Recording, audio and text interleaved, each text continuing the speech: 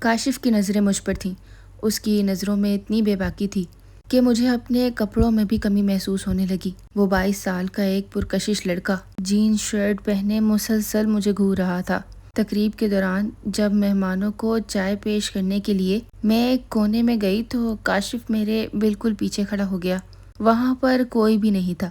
اس نے اپنی گہری آواز میں سرگوشی کی، عالیہ، آج تو آپ قیامت ڈھا رہی ہیں۔ یہ ریشمی لباس تو آپ کے جسم پر ایسے لپٹا ہوا ہے جیسے کوئی آپ کی دوسری جلد ہو۔ سچ بتائیں کہ آپ کو معلوم ہے کہ آپ کتنی خوبصورت ہیں؟ کاشف کی ان باتوں میں بہت زیادہ شدت تھی۔ میں نے غصے سے اس کی طرف دیکھا لیکن اس کی آنکھوں میں احترام کا ایک قطرہ بھی نہیں تھا۔ اس کے بعد اس نے اپنا ہاتھ میرے کندھے کے بالکل پاس کیا۔ اس کی انگلیوں کی حرارت میرے جسم میں بجلی کی طرح دوڑ گئی۔ میں نے جلدی سے وہاں سے ہٹنے کی کوشش کی تو کاشف نے ایک چھوٹی سی پرچی میرے ہاتھ میں تما دی جس میں اس کا نمبر تھا۔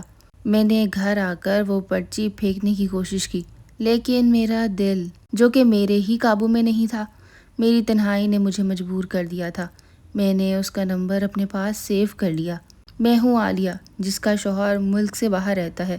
میں ایک عالی شان بنگلے میں رہتی ہوں لیکن دل میرا خالی ہے۔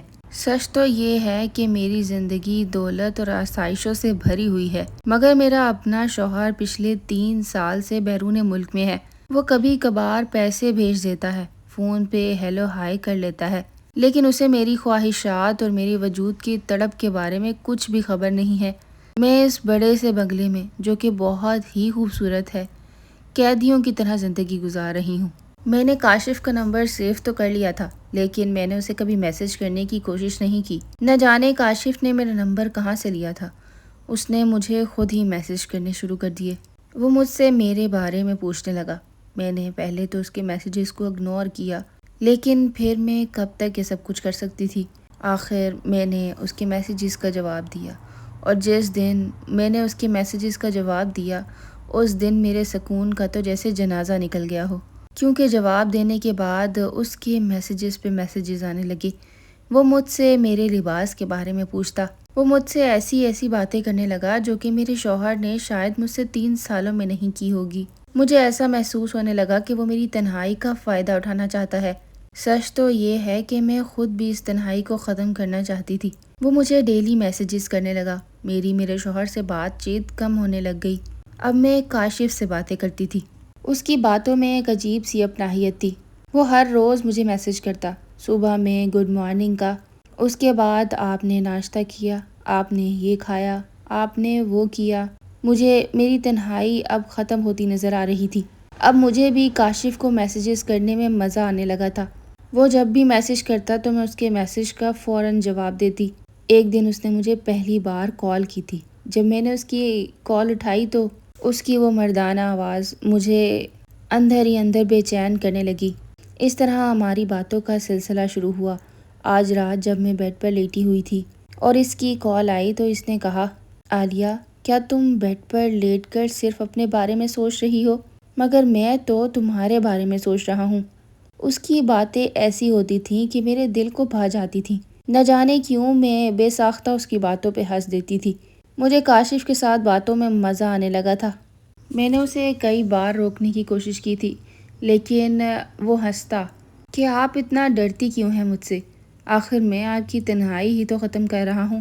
دراصل وہ رشتے میں میرے شوہر کا کزن تھا جس کی نظر ہمیشہ سے ہی مجھ پر تھی اور اسے یہ بخوبی معلوم تھا کہ اس کا کزن یہاں سے بہت ہی زیادہ دور رہتا ہے اور وہ موقع کی تلاش میں ہی تھا۔ اب وہ اپنا موقع پا چکا تھا اور میری زندگی کو تباہی کے دہانے پہ کھڑا کرنے لگا تھا۔ وہ مجھ سے کہتا کہ آپ اتنی خوبصورت کیسے ہیں؟ میرا دل چاہتا ہے کہ میں اڑ کر آپ کے پاس آ جاؤں۔ کیا آپ کو معلوم ہے کہ جب میں آپ کے قریب ہوتا ہوں تو مجھے آپ کے جسم کی خوشبو ایسے محسوس ہوتی ہے کہ جیسے میں کسی پھولوں کے باغ میں ہوں۔ ہم گھنٹوں گھنٹوں فون پر باتیں کرتے۔ کاشف کی اپنائیت بھری باتیں مجھے اس کے اور بھی قریب لے جانے لگی۔ میرے اندر ایک ایسی آگ بھڑک چکی تھی جسے بجھانا شاید میرے لیے بھی ممکن نہیں تھا۔ اب ہمارا رشتہ کسی اور ہی سطح پر جا رہا تھا۔ ایک دن میں بہت زیادہ اداس تھی۔ میں نے کاشف کو کوئی میسج نہیں کیا۔ اس نے مسلسل مجھے کالز اور میسیجز کیے، لیکن میں نے اس کی کسی بھی بات کا جواب نہیں دیا، کیونکہ میں اپنے آپ کو بہت ہی اکیلا اور تنہا محسوس کر رہی تھی۔ میرے اندر ایک خالی پن اور بے تابی تھی جسے میں ہر وقت دنیا سے چھپائے پھرتی تھی۔ جب میں نے اسے کوئی میسیج یا کال نہیں کی تو نہ جانے وہ کہاں سے میرے گھر ٹپک پڑا۔ میں نے جیسے ہی دروازہ کھولا، سامنے کاشف کھڑا تھا۔ دروازہ کھلتے ہی اس نے مجھے اپنے گلے سے لگا لیا۔ میں نے کہا، کاشف یہ کیا کر رہے ہو؟ اس نے کہا، اگر تم میری کالز نہیں اٹھاؤ گی یا مجھے میسیجز کا جواب نہیں دو گی تو مجھے کیسے پتہ چلے گا کہ تم ٹھیک ہو؟ میں بہت زیادہ گھبرا گیا تھا، اس لیے میں نے تمہارے گھر آنے کا فیصلہ کیا۔ تم نے ایسا کیوں کیا عالیہ؟ تمہیں پتہ ہے کہ میں تمہارے بغیر رہ نہیں سکتا۔ اگر تمہیں کچھ ہو گیا ہوتا تو میں کیا کرتا؟ میرے دل میں عجیب عجیب سے وسوسے آ رہے تھے، اسی لیے میں تمہارے گھر چلا آیا۔ اس نے مجھے ابھی بھی گلے سے لگا رکھا تھا، جیسے کوئی بچہ بہت زیادہ ڈرا ہوا ہو۔ میں نے اسے اندر آنے کو کہا۔ اس نے کہا کہ میں تم سے ناراض ہوں۔ اچھا کاشف، اب غصہ چھوڑ بھی دو، اندر آ جاؤ۔ اس دن وہ پہلی بار میرے گھر آیا تھا۔ اسے میرے گھر کا پتہ تو معلوم تھا، لیکن شاید وہ میری عزت کے چکر میں کبھی آنا نہیں چاہتا تھا۔ کوئی کسی سے اتنی محبت کیسے کر سکتا ہے؟ یہ تمام چیزیں مجھے کاشف کی طرف اور بھی زیادہ مائل کر رہی تھی۔ میں دل ہی دل میں سوچنے لگی کہ اسے میرا اتنا احساس ہے کہ میرے میسیجز اور کالز نہ کرنے پر میرے گھر چلا آیا، جبکہ میرا شوہر، جسے میں اگر جواب نہ دوں تو اسے کوئی فرق نہیں پڑتا، وہ دوبارہ پلٹ کر مجھے میسیج بھی نہیں کرتا۔ اس طرح میرے دل میں کاشف کے لیے اور عزت بڑھنے لگی اور کہیں نہ کہیں ایک شدید محبت بھی۔ میں نے کاشف کو ڈرائنگ روم میں بیٹھنے کو کہا اور اس کے لیے چائے بنانے چلی گئی۔ جب میں چائے بنا کر واپس آئی تو کاشف مجھے ہی دیکھ رہا تھا۔ میری آنکھوں میں نمی تھی۔ مجھے آج کاشف کا یہ انداز بہت زیادہ بھا گیا تھا۔ اس نے چائے کا کپ میرے ہاتھ سے لیا اور میرا ہاتھ پکڑ کر مجھے اپنی طرف کھینچ لیا۔ میں بھی اس کے ساتھ صوفے پر بیٹھ گئی۔ اس نے میری آنکھوں کی نمی دیکھ لی تھی۔ مجھے کہنے لگا کہ روتی کیوں ہو پگلی؟ کیا تمہیں نہیں پتا کہ مجھے تمہارا کتنا احساس ہے؟ مجھے تمہاری ہر حرکت پہ نظر رکھنی چاہیے تھی۔ مجھے دیکھنا چاہیے تھا کہ تم اگر اداس ہو تو میں تمہارا ساتھ دوں۔ آج شاید مجھ سے ہی کوئی غلطی ہوئی ہے، اسی وجہ سے تم اداس ہو۔ دیکھو، تمہاری اداسی مجھ سے دیکھی نہیں جاتی۔ اگر تم کہو تو میں تمہارے شوہر سے بات کرتا ہوں۔ آخر تم کب تک اس طرح اکیلی اور اداس رہو گی؟ مجھے اس ٹائم پر کاشف پر بہت پیار آ رہا تھا۔ میرا دل اپنے شوہر کے ساتھ نہیں بلکہ کاشف کے ساتھ لگ رہا تھا، جسے میرا اتنا احساس تھا کہ وہ پل بھر بھی مجھے مایوس اور اداس نہیں دیکھ سکتا تھا۔ اس کے بعد کاشف نے میرا ماتھا چوما اور مجھے گلے سے لگایا۔ اس نے کہا کہ گھبرانے کی کوئی بات نہیں ہے، تمہیں جب بھی میری ضرورت ہو مجھے بلا لینا، مگر اس طرح اداس مت رہنا۔ اگر تم چاہو تو تم اپنے کسی رشتہ دار کے گھر چلی جاؤ، یہاں اکیلی نہ رہو۔ تم اکیلی رہ کر اپنے آپ کو ہی اندر مار رہی ہو۔